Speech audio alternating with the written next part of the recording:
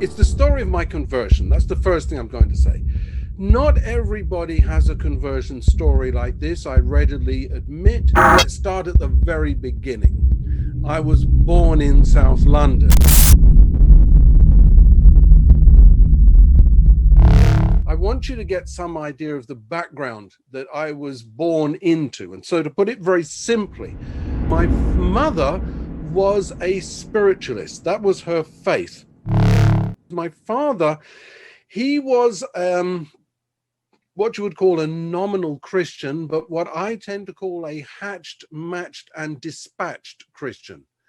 Now, what does that mean? It means that when my father went to church, it was either because somebody was hatched, they were born, or they were matched, it was a marriage, or they were dispatched, it was a funeral. Those were like the only times he went to church. Except, of course, for Easter and Christmas, which were obligatory days to go to church. Otherwise, as I grew up, my contact with Christianity was that I would be dispatched on a Sunday to go to Sunday school at one point, but I realized that why was I going to Sunday school? I was only child at that time, and it seemed like the only reason I went was because my parents would then have a bit of peace and quiet in the house and to produce a couple of sisters as well. So I wasn't really being brought into Christianity. Now, as I say, my mother was a spiritualist. She was a practicing spiritualist. What this meant was she belonged to a spiritualist church. And at a young age, she would tell me that she would go on rescue circles. Now, a rescue circle in spiritualist world, it's where somebody has died and they didn't know that they had died.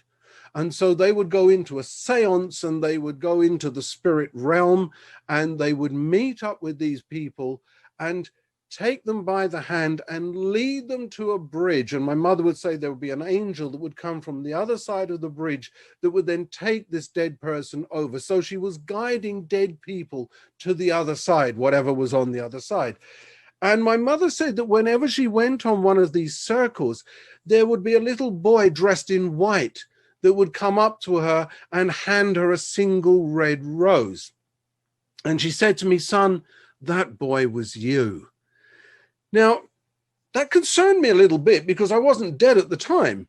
So I was kind of wondering as to how this was going about. But this was my introduction. For me, it was very normal to hear these kind of spiritualist activities. As I grew up, typical British family, we would go to the seaside on our holidays. We would have typical British weather, which means that when you're on holiday, it rains. And we would be at the beach, and so there would be a hut on the beach that my family, my grandparents had rented out. And we would sit in that hut whiling away the time. And my mother would teach me how to read cards, how to read people's hands, how to get involved in all these different forms of fortune telling. And it laid a kind of a layer, a fundamental layer, a foundation for me, that as I got older, I became not only, I didn't go so much, fun enough, into palmistry. I didn't read the palms so much, but I certainly went into astrology. I would draw up people's birth charts and tell them the meanings of everything that was there in their astrological heavens.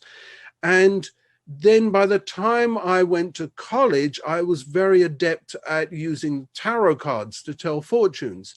And this was actually really, that was quite good because as a young man, if you wanted to, get to know girls and things, hey, that's a very good way to get to know girls. I'll tell you your fortune.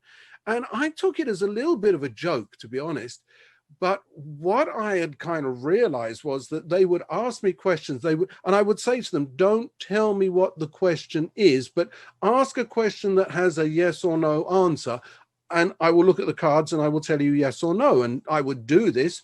I would give them their answers. And then sometime later, they would come back to me and say, wow, it was exactly right what you told me.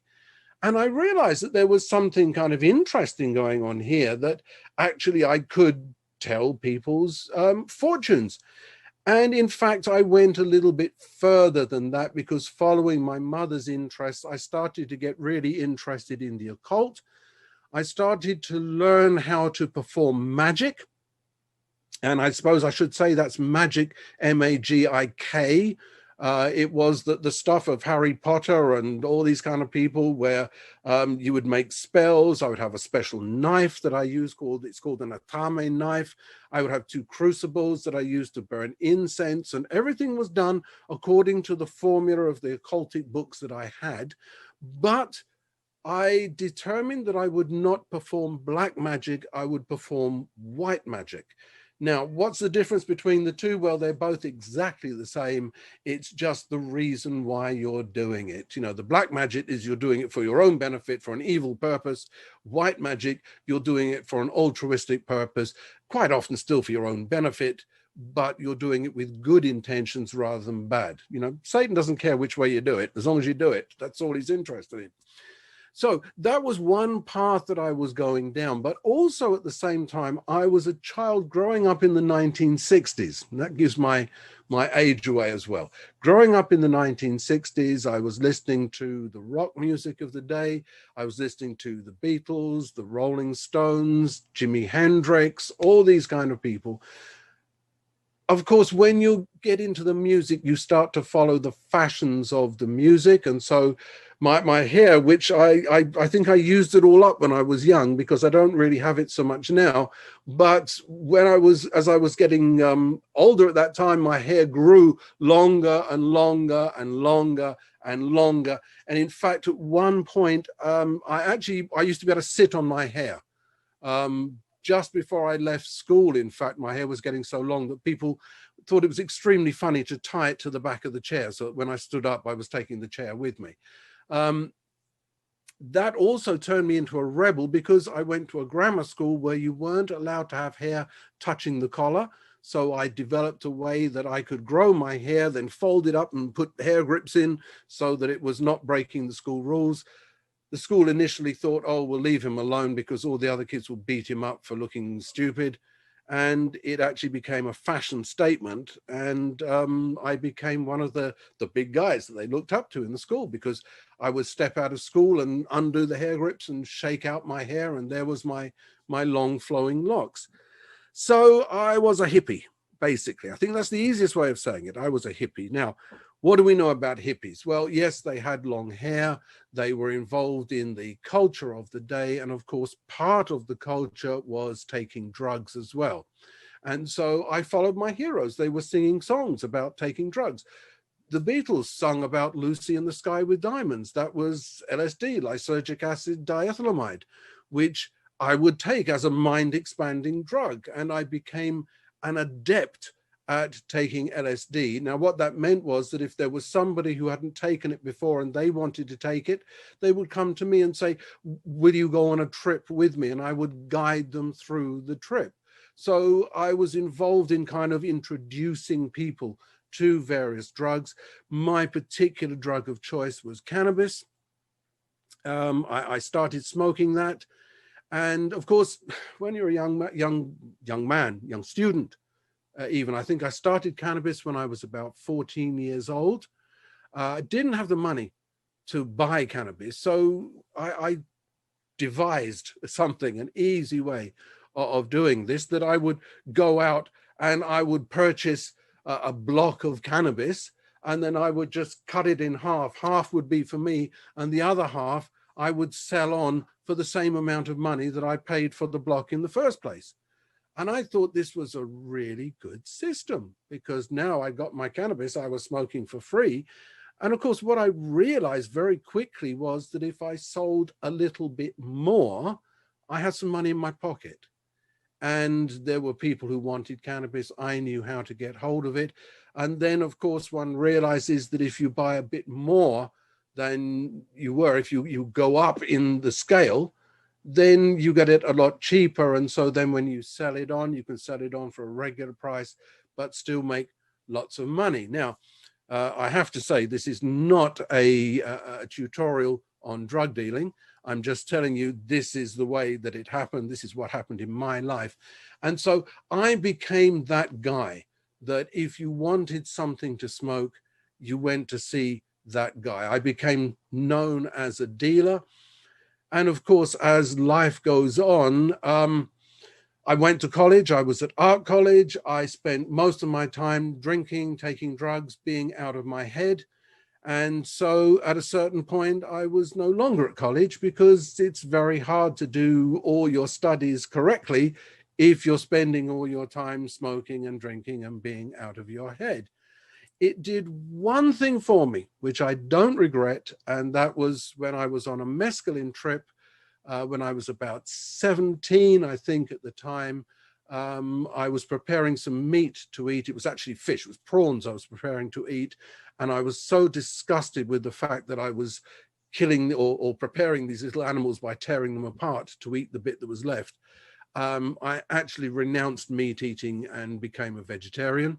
And that was something that remained with me through the rest of my life, even though I went back to it on odd occasions. So here I am, this young man, a follower of rock music, a drug taker, but I was a clever drug taker. Now, you didn't know there was such a thing, but there was. And I was one of those people because I made distinctions between drugs that I would take and drugs that I wouldn't take. So, for example, the psychedelics, no problem. The cannabis, that's hashish and weed, no problem. All of those I would take. I'm taking psychedelics. I'm taking the hashish, the cannabis, this kind of thing. Actually, at that time, and I have to kind of remember to get the story so that it flows correctly. At that time, I also started getting involved in drug trafficking as well as dealing. I moved over to the Middle East. I don't know if this is really a claim to fame or not, but I am the only European that has worked in the hashish markets in Cairo, and I worked there for some time. I was a street guy in Cairo. I made my money from hustling, selling drugs, changing money, taking tourists around to buy bits and bobs. That was how I made my living. I got involved with a group of people who were transporting. Cannabis was being transported between India, Europe, and the UK. I also did some trafficking from Egypt to the UK. And then there were some other people who were transporting heroin that would run between Australia, Thailand, UK, and the United States. So this is the group of people that I was involved in. And as you've noticed, I've mentioned the fact that heroin also came into the picture as well. Now, you remember I said I was an ethical drug taker. I didn't take the bad drugs, I only took the good drugs. And I always said that I wasn't going to take heroin. In fact, my best friend and confidant and associate in crime, he and we made a pact, and we said that we would never take heroin one without the other because we recognized this was a very serious drug. We had a friend who was addicted to the point that just to feel normal, he had to take a dosage that was very close to the lethal dose. We would go and visit him, and his mother would show us his bed sheets. His bed sheets were full of burned holes. It was just a load of holes held together by bits of cotton. And when we inquired, what's that? She said, well, I'm stopped buying him any more bed sheets because he goes to bed at night and he lays in bed smoking, and then he falls asleep and the cigarette drops and quite often sets fire to the bed sheets, and they get put out when he rolls over and puts them out. And indeed, he had many scars on his chest from where cigarettes had gone out on his chest. So as I say, this is the kind of world I'm running around in, but we had made this pact. We were not going to touch heroin. And then one day my friend came to me and he had a confession to make. And he said, John, yeah, I had some heroin. And I was very disappointed because we'd had this agreement. We wouldn't do it one without the other. And he said to me, well, look, I didn't use a needle. And I'm always very grateful for the fact that through my life of drug taking, and I took most of the drugs that one could take at that time, I never injected something into my body using a needle. The reason why I'm so glad about that is that a lot of people actually get addicted to the needle. So it's not just the drug that you're taking, it's the actual action of injecting something into you. I had friends of mine that, you know, they would run out of drugs and they would inject sugar water into their body just so that they were injecting something. Now, like I say, I'm very glad that I never did that. I used to do what was called chasing the dragon, which wasn't actually that familiar at the time when I was doing it, which was where you would heat up heroin on tin foil and smoke it that way. And I would smoke in cigarettes, I would sniff it. But as I say, I was a clever drug user. I saw that people were getting addicted to this. And I said, well, I'm not that stupid. I'm not going to get addicted. I did heroin as a drug of choice for the weekend. Now, what that means is Friday evening, we would sit down, smoke a bit of heroin, sniff a bit of heroin, along with the other drugs we were doing. Saturday, we would do some as well. But Sunday, that was the cooling off day. You do your little bit. Monday through Thursday, didn't touch it. That was the way that you stop getting addicted. You just don't touch it. You cool off. You leave it alone. Except that sometimes, to be honest, on Monday, you were feeling a bit kind of woozy, woolly headed. And so there was the idea of having the hair of the dog. And so I'd have a little bit on Monday, not really to get stoned, but just to take the edge off and feel kind of normal. But of course, if you've done that, I mean, really, you know, if you've had a bit, you might as well have a bit more. So yeah, okay. All right, Monday, I would have a little bit, but Tuesday through Thursday, I wasn't going to touch it because I'm not stupid. I'm not going to get an addiction to this thing. So that was it. It was just Friday through Sunday, maybe Monday. And sometimes, you know, sometimes Thursday is almost Friday. I mean, it's so close that, well, why not just start off, have a little bit on Thursday, you know, just get ready, cruising into the weekend. So only the weekend, just Thursday through to Monday. Tuesday and Wednesday, I wouldn't touch it because I'm not getting addicted. So I would just leave it alone, even though sometimes on Tuesday, you know, you get that kind of come down feeling and maybe just a little touch, just a little bit would make you feel okay, just to get you through the middle of the week. And then if you'd done it on Tuesday, well, I mean, Wednesday's the middle of the week. I mean, it's so close to the weekend. It really doesn't make any difference. So maybe just have a little bit on Wednesday, but the rest of the week, I wouldn't touch it. I was not stupid. I was not going to get addicted. And I remember one day, I vaguely remember the weekend started. I can't even remember what day of the week the weekend started. And the weekend just went on and on and on. And weeks later, it was still the weekend. But everything's cool because I'm not stupid. I'm not getting addicted. I know what I'm doing. Hey, listen, I am a professional. This is how I make my money. This is my living. This is my job. And then one day it ran out. And I said, okay, no problem. I'll just call my friend. It's not that I need it.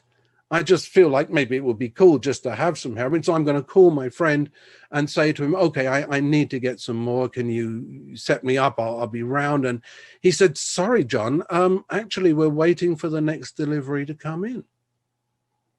Well, that's cool. That's fine. I mean, I'm not addicted. I don't need it. I can just go and ask somebody else. And I asked around, and all the guys in my group, gang, if you like, we were all waiting. The guy was off. He was in Australia, due to go to Thailand. Then he was going to come back with the next amount. There was none around, but I didn't need it. It was just that it would have been good to have it. And I started phoning around, and nobody had any. And I remember at one point being on the phone to somebody, and I realized that I was actually begging them because I knew that they had got some. They must have some just for themselves. So if they just gave me a little bit, man, come on, you know, because I'm hurting right now. I don't need it, but it just ease my pain a little bit. Now, it's this point in telling the story where people normally go, oh man, you're really messing up here. And most of the people I'm talking to, they don't know what that mess up actually means. Because if you've never had an addiction, it's very hard for you to understand what it means to find yourself in the middle of an addiction. Now, I can tell you that the physical what I would feel at that time. By this time, it takes 24 hours for the heroin to wear off in the body. The body is so used to the drug coming in, it's already producing drugs to combat the poison itself, or it's producing chemicals, should I say, to combat that poison. When you suddenly stop putting the poison in, the body is still producing the chemicals to combat the poison, and it's those chemicals which now start to cause problems. So I would start to feel pain, and it would start like a flu. It would be that kind of aches and pains in the bones. My nose would start to run. My mouth would be full of saliva. Sometimes tears just kind of roll. But it would never actually come out as such. The pains, the shaking sometimes would come in, and I would go to bed at night. I would smoke a lot of hashish, just trying to get myself to sleep, but it didn't work. And sometimes I would lay in the bed and I would just leap out of bed, because it was as if somebody had plugged your spine into the electrical cord, and there was a jolt of electricity going through you. You couldn't sleep. You get up, you walk up and down, you don't know what to do. Listen, if you haven't been there, you don't know. So I'm going to tell you a story. I'm going to give you an idea of what an addiction is like. So normally I would be standing up on a stage or somewhere and would be able to demonstrate this a bit more. So you're going to bear with me, but look at my screen. You can see here behind me the array of books and everything that I've got in my office here. Imagine that this is a jungle. It's a jungle that goes off to the distance. And what you have to do is to walk through the jungle path. That's all you have to do. Walk through the jungle path. Very simple. So you start off walking through the jungle path. Everything's fine. It's a beautiful day, nice jungle. Everything's cool. And you look over in the distance, and in the distance, you see the tiniest, sweetest little furry monkey. You see it sees you, and he runs over, he climbs up your leg, and he bounces onto your shoulder. And there he is, this little monkey sitting on your shoulder, and you look at him, and you stroke his little head, and he nuzzles into you, and he is so sweet, and he's so cool. And he looks a little bit hungry, and you happen to have some bananas with you. So you take a banana out and you give it to the monkey, and the monkey quickly undoes the banana and he eats the banana up. And then when he's finished the banana, he just gives a little tug on your ear. And you know what the monkey's saying? The monkey's saying, "Give me another banana." Well, hey, I got bananas with me. That's cool. I'm on my walk through the jungle path. So I give him a few more bananas. I take another banana out. I give it to him. He eats the banana. And when he's finished, he tugs on the ear, a little bit harder this time, but he tugs on the ear. And I give him another banana. And when he's finished that one, you notice that as you feed the monkey, every time you give him a banana, he gets a little bit bigger and a little bit bigger and a little bit bigger. And now the weight on your shoulder, wow, he's kind of a good-sized monkey. And now when he's asking you for the next banana, he's not tugging on your ear, he's scratching at your neck. And ow, he's got some pretty tough nails there. And oh my goodness, my neck is bleeding. Now, at this point, you decide that maybe it's not a good idea to have this monkey on your back. And so you want to brush him off. And what would have been really easy to brush off a few bananas ago is now a good-sized monkey sitting there on your shoulder. And as you try and brush him off, so his little feet dig into the shoulder and you can't get him off your shoulder. And now this is a problem, because as he finishes this banana, you know that he's going to ask for another one, and you don't know what he's going to do when he asks for the next one. Another problem comes in. You've happily been feeding him all the bananas, but you've now run out of bananas. So what are you going to do? He's going to ask you any second now. He's going to be asking you, and that's going to be a clawed hand demanding a banana. What do you do? Well, thankfully, the good news is, as you look around the jungle, just off the jungle path, there's a banana tree. So, okay, No problem. Let's go to the banana tree, pick some bananas. And as you walk over there, this monkey's getting a bit heavy. And you got a bit of a limp on as you're trying to get over there. But you get to the banana tree, you take off a bunch of bananas and you start to feed him. And he is now eating these bananas one after the other. In they go. And he's getting bigger and bigger and bigger. And the tree's running out of bananas. And what are you going to do? And oh, look, further into the jungle, there's another tree with more bananas. Just get there, crawl, do whatever is necessary to get to that tree. Can you see where this is going? Can you see the end to this story?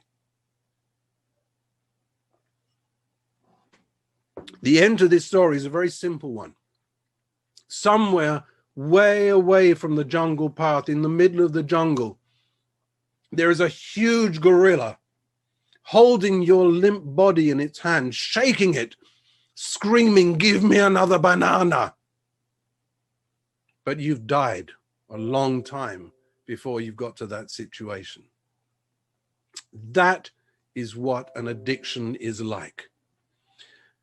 In a situation like that, what can you do? Well, for me, all I could do was go through the addiction and I would come out the other end. It was called going cold turkey. I went through the pain. I went through the sleepless nights, the sweating, the shouting, the begging people on the phone, the crying. I mean, you know, I was a big man.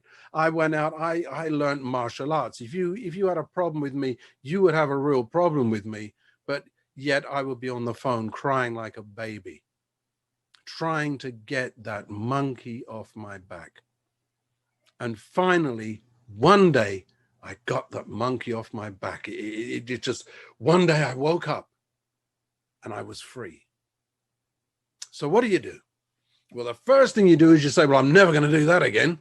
That's definitely a bad life choice. Avoid that at all costs. And then your friend comes along and goes, wow, man, how are you feeling? You cool? And I'm going, yeah, I'm cool. Okay, hey, do you want to do a line? And what do? You go, one's okay, because I'm off the addiction. I finished now. That's okay. So I do a little line with somebody. Yeah, that's all right. That's fine. And yeah, I remember that buzz. And that is a good feeling. And I'm going to be honest, you know, people don't do drugs because it feels bad. People do drugs because it feels good. And I think we have to be really honest about this. If it felt bad, it would be a very easy thing not to do it, which is why I always say to people, the best way to not do drugs is just don't do it in the first place, because you just don't know what you're messing with. So I would get to that point where I would have another little sniff, and because I'm so clever and I'm so big and I know what to do, I don't get addicted. And a couple of weeks later, I'd be on the phone to people saying, hey man, you got to have some stuff here because I'm hurting, man. I'm starting to itch, you know, I need something. And I found that my life was a cycle of addiction. Addiction, cold turkey, get over it. Addiction, cold turkey, get over it. Addiction. Now, while all this is happening, some other things are going on in my life as well. First of all, when it came to the occult side of thing, I'd kind of calmed down a little bit. I was no longer practicing magic. I think I was too messed up on the drugs to even be bothered to do it. But I had become, by that time, I was practicing yoga, meditation. As I mentioned, I was regularly doing martial arts. I'd become a Buddhist to all intents and purposes. And when the Jehovah's Witnesses came and knocked on my door and said, we would like to bring you the truth, I would say, come in, and I'd sit down and discuss with them. And I was very proud of the fact that the two Jehovah's Witnesses that came in to convince me to become Jehovah's Witnesses both left their faith, and one of them became a Buddhist, because, hey, I know the truth. I've got it, man. And I'm going to give it to you. If you're going to come for it, you'll get it as well. So that was going on. Now, the group of guys that I was working with, I told you the pattern that we'd become a global network, and we had guys who were going out to India. They were getting the hashish. They were producing hashish oil. They would then bring across to Europe. I would go into Europe and pick the oil up and bring it back into the UK. I don't want to sound like a boast or anything, but I introduced psychedelic drugs to Egypt. And I set up my own network whereby I was supplying LSD for American expats in Egypt and doing it via the hashish market where I was still working out there. And then, of course, we had the heroin going in as well. And then another one of my associates was a cocaine importer. So we had all of the drugs. We had everything uncut. We didn't have any of the nasty additives. We were the ones that put the nasty additives in them. So we got everything pure. And I was literally living a champagne lifestyle. And then something happened. First of all, people in the group got arrested. It was like occupational hazard. At some point you would get arrested, and I would go through customs. And I actually remember at one time a customs officer coming to me and saying, "What are you carrying today?" And I would go, "Wouldn't you like to know? Because it's gone through already. You're not going to find it." And we would have these little games that we would play. I would see customs officers standing, waiting for me to come through customs and look at me and go, "John, over here." And it was kind of like, "Hey, do you want to do me? What do you want? Strip search? You do whatever you want," because we had our methods of getting stuff through. But you can't play with law enforcement like that, because they're the big gang. You might have a good gang, but their gang is always bigger.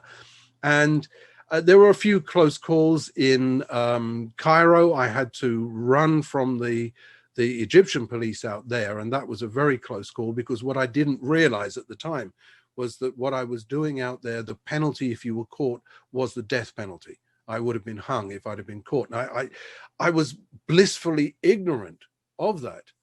And then in this country, in the UK, I had some run-ins. France, we got stopped as we were traveling across the border, but thankfully they found all the alcohol that we were carrying, and we had, I'm laughing thinking about it, because they literally stripped the car down, and every time they took a panel off the side, it's like they found more alcohol. And they kept saying to us, "Is there any more?" And we kept going, no, that's it, no more. And they'd remove another piece of the car and go, "Oh, another 5 bottles of brandy here." And we go, "Oh yeah, that's the last bit." But actually they never found the drugs, and we were very happy just to pay the fine for the alcohol and carry on into the country, because they never got the drugs that were there. But obviously people mess up, people go to prison. And it became a reality that from my friends, they were either prison was one place they would go to spend a few years in prison. We had some who died. Again, it was just a sad fact of the matter that people die. People take the wrong amount, the wrong time, or whatever happens. Or one guy who took, he bought a very fast car because we had a lot of money. We could buy whatever we wanted. So he bought a very fast car. And the first day he had it, he drove it down the road and totally totaled it, smashed it to bits. And he had to be cut out of the wreckage. And he sadly, I never actually heard of his death, but I know that he died because he was so addicted to heroin that he was dying in front of us all the time. We had people who would do overdoses, would turn blue, and we had to pick them up and walk them around the garden and pump them full of coffee and slap their faces to stop them dying. And then we had some other people who ended up in the insane asylum. One man who believed that he was Jesus Christ. He was found in somebody's front garden, sitting, staring at the moon, the reflection of the moon in a little pond they had in their front garden, because he had it in his head that if he followed the moon, he would find his way home. And so somebody called the police on him, because there he was sitting, staring at the moon in this pond. He went off to an insane asylum, and he was never came back right. So what was I looking at? I was looking at prison. I was looking at death. I was looking at insanity. That was my life. That was where it was going. That was the path. The particular path for me happened at around, I think it was 5, 6 o'clock in one morning, when Scotland Yard, which is the main police force in the UK, and Customs and Excise turned up with a joint operation of a special patrol group, turned up at my front door, kicked down the front door, ran up to the top of the house where I was living, and attempted to kick that door down, They couldn't because it was a reinforced door. It had steel reinforcing on the door. The window was reinforced iron mesh. They couldn't break into the door. They were most upset about that. And so they demanded I opened it. I quickly hid the drugs that I had in my hiding place. But as I hid the drugs, I heard the sound of the drugs falling out and dropping somewhere where they could be found. And by that time, I'd already got my hand on the door and was opening the door. So I opened the door. We had a tussle at the door. Again, stupidity was reigning in my life at that time. I ended up knocking a policeman over the banisters and he fell down a flight of stairs. I heard that bones were broken. And I realized that when they came in that I was going to have to pay the price for stupidly fighting the police. And they threw me naked onto a bed. There was a pair of nunchakus over my head. These are the two pieces of wood connected by a chain that are used by martial artists. I looked at them and started to move my hand up, and a police officer stood there and said to me, "Stop, don't do it. There's no point." And I said, "Listen, you guys are going to hurt me. If I'm going to wake up in hospital, I'm going to wake up seeing one of you guys next to me." And he just closed the door behind him and said, "Look, it's you and me. It's you and me. Give it up. You know, we're here." So I gave it up. They searched around. Yes, they found the drugs that had fallen. They found wrappers from other drugs that were there in the place.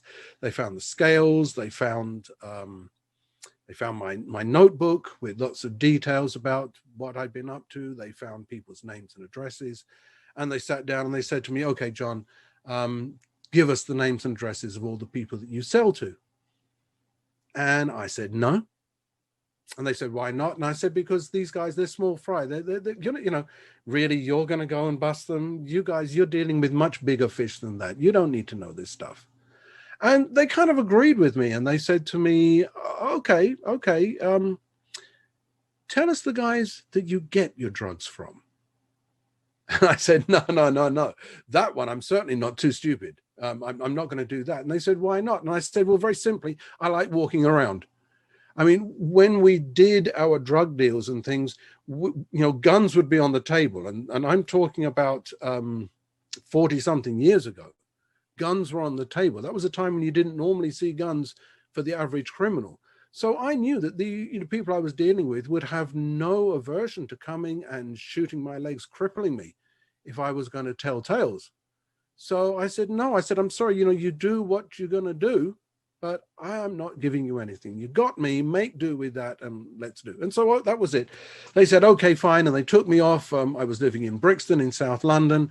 Well, Brixton has not only a big police station, but it has a prison there as well. So they carted me off. I was incarcerated actually for 1 day, and then they bailed me out. And what that meant was that I was released. I could go back home, but I was due to attend court in a month's time. Okay. That's happened. Like I say, occupational hazard. You make sure you've got a bit of money stashed away so that you can live, so that you can survive. You keep your head down during that time until you go to court. Then you go to court. When I went to court, I expected to go to prison. Everybody else had. So I thought, well, that's me. I'm going to go to prison. When I went to court, a policeman came up to me outside court and he said to me, "How do you plead? Are you going to plead guilty or not guilty?" And I thought to myself, well, you know, what's the point of saying not guilty? Because they got the stuff. I mean, I know I'm guilty. They know I'm guilty. Oh, I said, "Okay, listen, I'll plead guilty." And he said to me, "Okay, you've done me a favor. Now I'm going to do you a favor."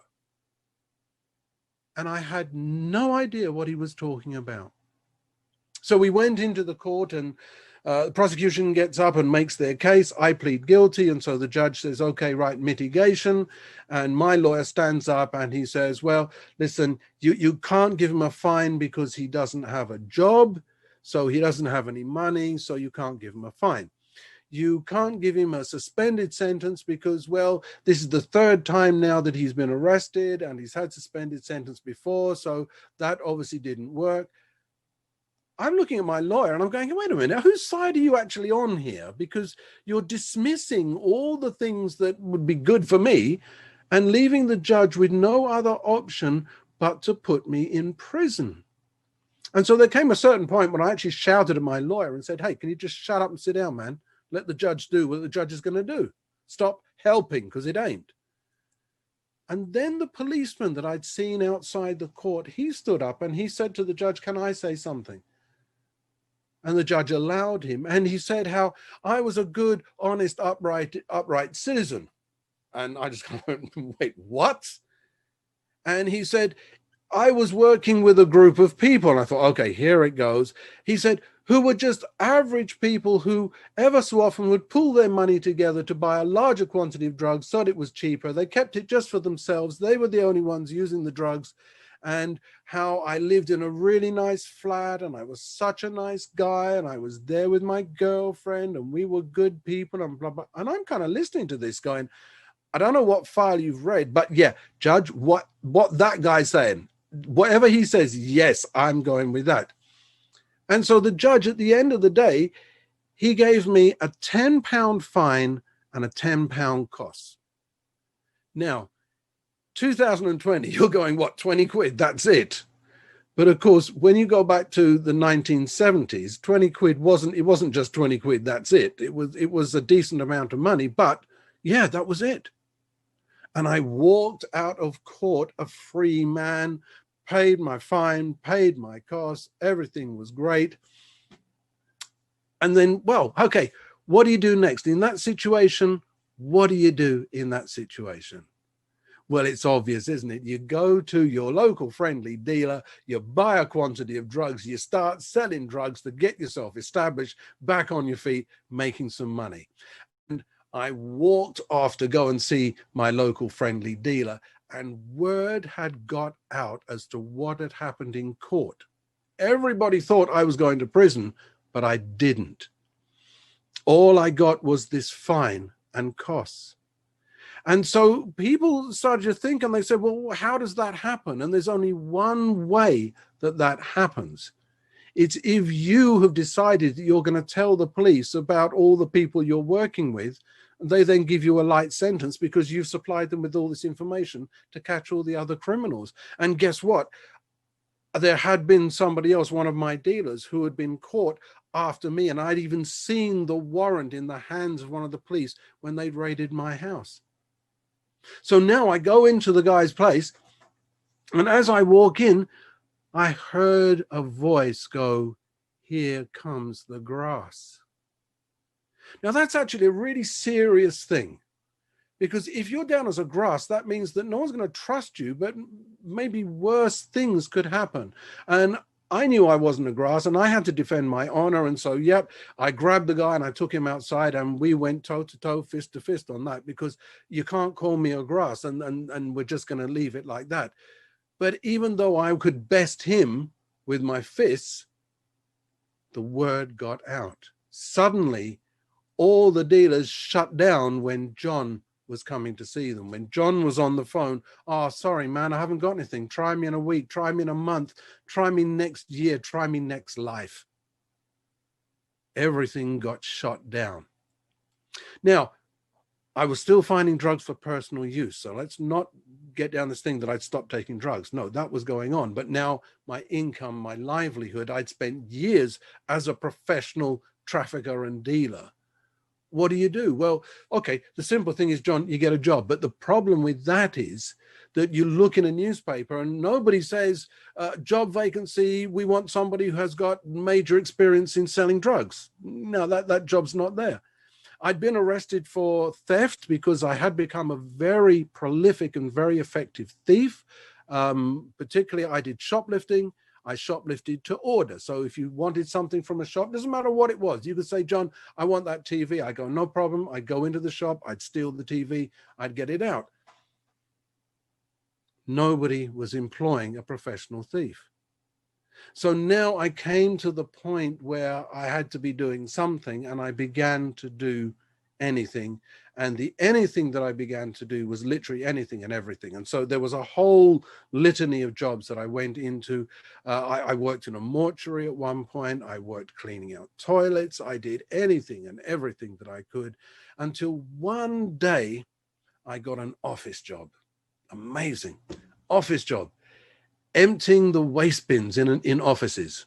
So there it is. Hey, it's offices. Hey, you don't knock it when you got it. So that was the job that I had. I was still taking the drugs. I was still getting addicted to the drugs. In fact, when I started to climb up the office work and became an office worker myself, still somebody was directed to me. And one day somebody came and placed a kilo of heroin on the desk in front of me, saying, I understand you're the man to go to if I want to get rid of this. What's it like? Is it any good? Can you sell it for me? And I said, got to have a taster so that I can give people samples. And I took a very large chunk of it so that I could, in theory, go and find a buyer. And what I did was I went and found myself a healthy addiction and got addicted to heroin again. This was my life. Something had to happen to change my life. And thankfully, there was a power that was greater than the drugs. Now, when I was in Eastern Europe, this is where I would stop. And I would then open it up for questions. And you know what the first question was that I got? Anybody want to give me the first question that I got every time I stopped? Every time, this was the first question.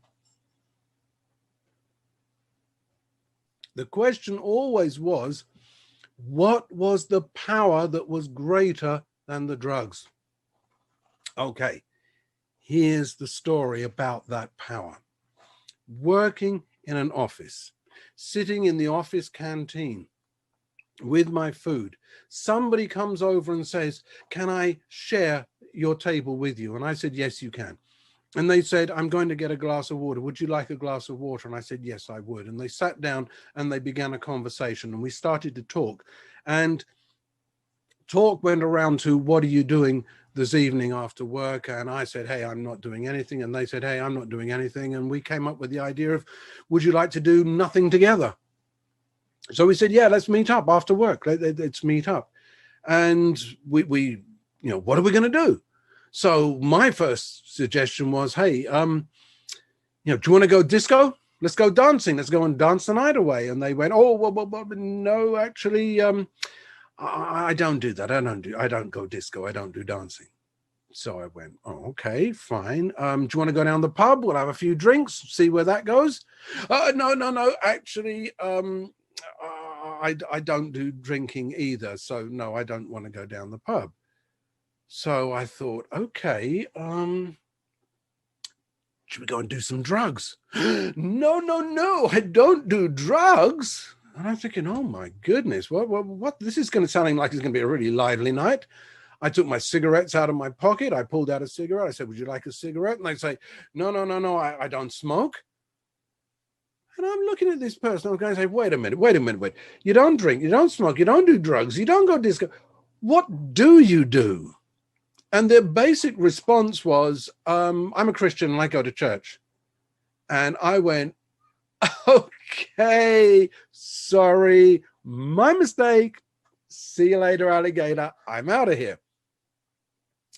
And they said to me, why? What's the problem? And I said, listen, let's not beat around the bush on this. I know you Christians. I mean, hey, come on. It's all right. Forget it. I mean, you're one of those people, 6 days a week, you do whatever you want. 1 day a week, you're just some big hypocrite that goes to church. And they kind of looked at me and they went, whoa, that's a bit judgmental, isn't it? And I said, no, man, come on. You're a Christian. I know what goes on. I said, you're a hypocrite, and the same with the people in your church as well. And this person said to me, do you know the people in my church? And I went, hope not, no. And they said, well, how can you call them a hypocrite then if you don't know them? And I said, come on, I know that this is kind of standard stuff. I know this. And they said, well, look, would you like to come to my church and come and point out all the hypocrites to me? And my response was, hey, if I want to do that, I could do that. That isn't a problem. If I wanted to, I could do that. And they said to me, well, if you want, you can come and we'll give you a meal as well. Come back to my family home and we'll feed you. Now, this was kind of interesting because from my fall, instead of being the guy with lots of money living in a nice flat or this kind of thing, I was living in a single one-room bedsit. You know what I mean by a single one-room bedsit? Put your hand out over here, you're in the kitchen. Put your hand out over there, it's in the bedroom. 1 foot out there, it's in the bathroom. I mean, everything was just in one small room. And I had a stove, and that's about it. And so I could cook some beans, I could boil a kettle. So you're talking to me about a home-cooked family meal, and all I've got to do is go to your church and sit there. Ah, okay, listen. All right, fine. I can do that. Sunday morning, what time? And they went, no, no, no. Saturday morning. And I went, what kind of Christian is this? They don't even know what day they go to church? Guy, you go to church on a Sunday. No, no, no, no. We go to church on Saturday. Ah, man, I'm kind of like, yeah, okay, whatever. Saturday, what time? And we made this arrangement, and I went to church. And when I went to church, I wasn't actually the big hippie still at that time, but I wasn't exactly a very clean-cut young man. And I kind of went into the church, and I went in there, and I was still stoned from the night before. And I'm kind of going, hey, guys, what's going on? And I looked at all of them, and they looked at all of me, and I kind of went, okay, cool. And I just sat down. The first part of the service was actually quite interesting, I had to say, because there was an opportunity to discuss, and I could tell them a little bit about my Buddhism. I could explain to them how their Christianity was wrong and try and put them on the right path. The second part of the service, there was just some guy standing up at the front talking all this stuff that I had no idea what he was talking about at all. And I started to nod off, and I noticed that most of the people there were nodding off. And I thought, okay, this is the sleeping session. So yeah, I'll just sit down and I'll just fall asleep for this bit. And then when it finished, my friend took me outside and said, so did you see all the hypocrites? And I went, well, yeah, the hypocrites were there. And they said, I said, okay, do you want to point out to me who the hypocrites were? And I'm kind of going, well, listen, look, I don't actually know who and who, but I'm telling you the hypocrites were there. And they said, listen, don't worry about this. Come on, let's go home. Let's go and eat. And it's like, well, now you're talking my language. We went home. We went to the family home. And when I looked at the food on the table, there were two things that I had to say about the food. Number one, there was a lot of it. It was really good looking food, fresh vegetables, salad, all kinds of stuff. Number two, it was vegetarian. And I was like, hey, do you guys actually, you're vegetarians? And they said, yes, we believe that the body is the temple of God. And I was like, no, seriously? Because I'd never met anybody else other than Buddhists that thought that way. As a Buddhist, I believe that the body was the temple of God, and you eat good food. Now here are some Christian people saying this. And I'm thinking, wow, that's a little bit strange about that. But anyway, okay, we sat there, we had the food, and then they said to me, well, this afternoon we're going back to church. Do you want to come back to church with us? And I was like, oh. Look, the food was really nice, but I've got places to go, people to meet, drugs to take, Thanks a lot, guys. See you later. And they said, listen, if you ever want to come back to visit us, feel free. And I kind of made the fatal mistake, and I said, what, to eat food? And they said, sure, come back. They said, why don't you come back next Friday evening and come and eat with us?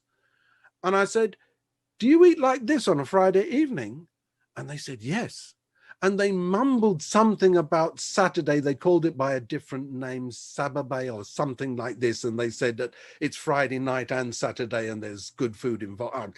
Whatever. Okay, you got good food. Yeah, I'll come back. Because in all honesty, it was a nice family. I didn't dislike being with them. So Friday evening, I went back to see them.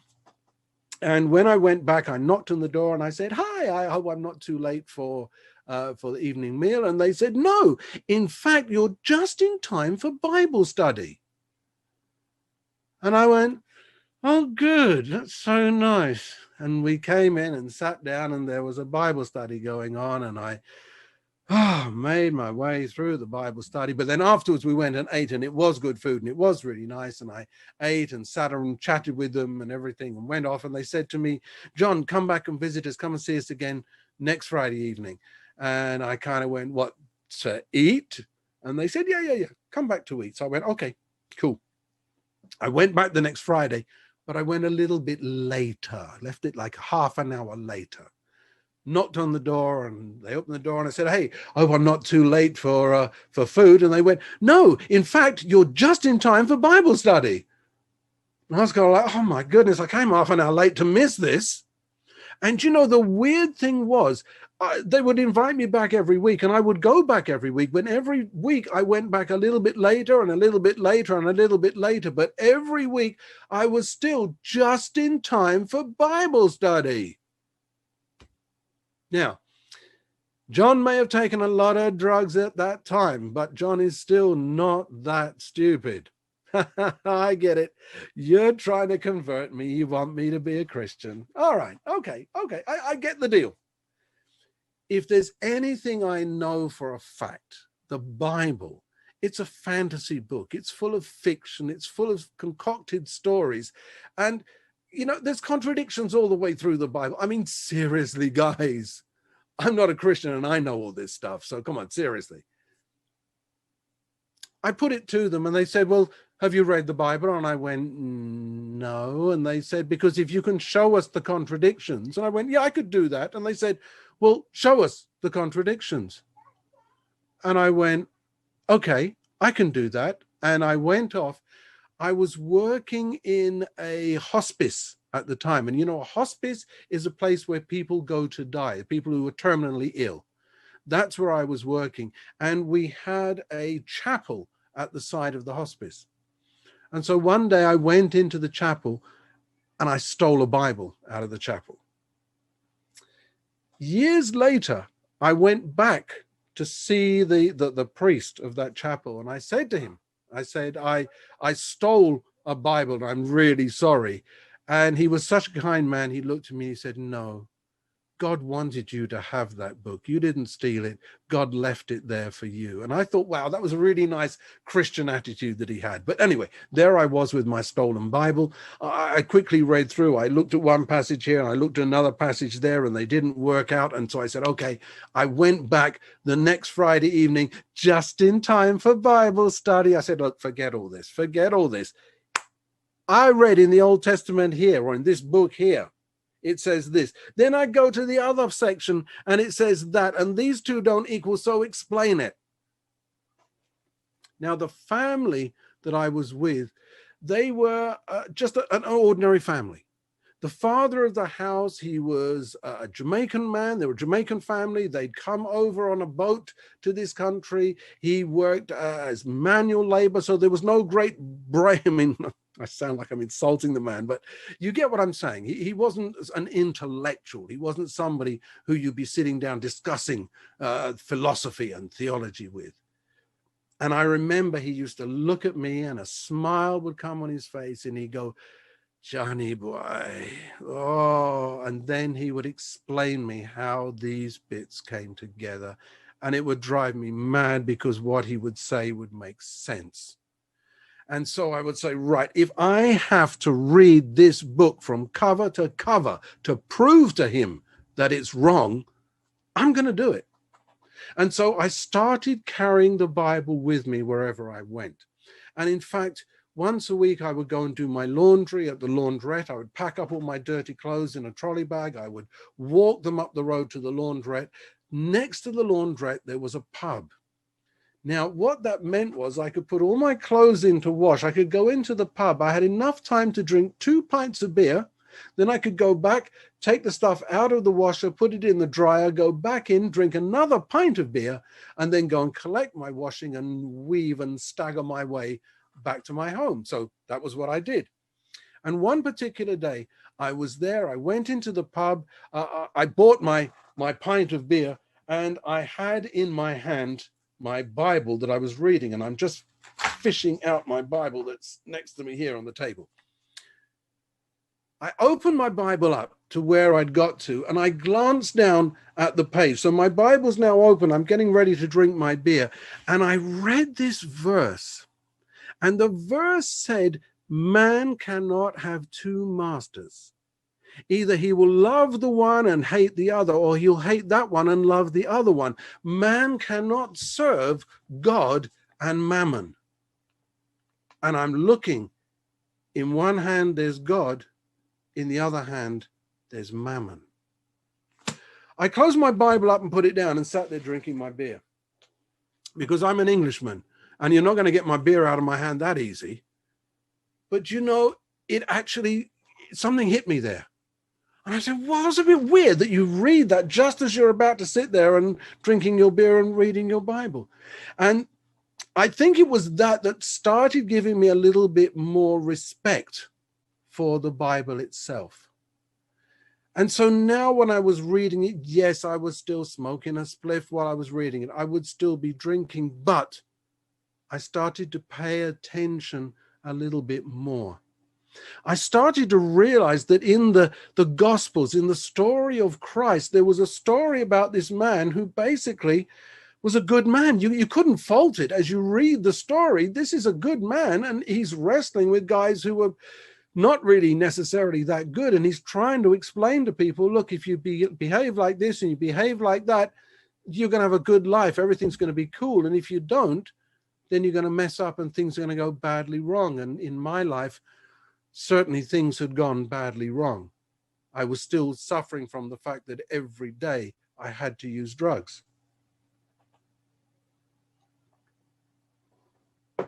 So it came to a crucial point. There was a certain point in my life when I read a verse.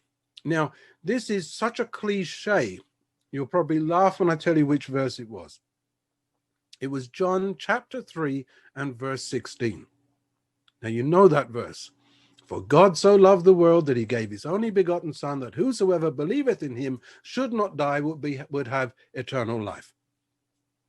But when I read it, that's not what it said. It said something different. What it said was, God so loved John that he gave his only begotten Son, that if John believed in him, John would not die, but John would have everlasting life. And I said, really? Really, God, this is what you're saying, that all I've got to do is believe in Jesus, and that's all it is? Do I actually know? Is there a God there? I mean, I'm reading this book, and yeah, it really is impressing me, but is there a God there? And at that point, I had what you might call almost like Paul's Damascus Road experience. I fell on my knees, and with tears in my eyes, I cried out to God. And I said, if you are really there, take the drugs out of my life. Do something in my life. Show me that you are really there, that there is a God. And I got up from my knees, and I didn't know what to say or do after that. I felt a bit awkward and silly for actually having done that. But I said, okay, I'm just going to go to my bed now. I'm going to stop. I'm going to stop with the drugs. Now, remember what I told you about an addiction. 24 hours, no drugs, no problem. That's great. You carry on. Life is as normal. So the first 24 hours, I had no problem. I said, hey, that's what I expect. That's not a big deal. I'm steeling myself. I'm getting ready. 48 hours, no pain, no problem. 72 hours, no pain, no problem. 1 week, no pain, no problem. 1 month, 2 months, 3 months. I'm waiting. When's it going to kick in? And it never kicks in.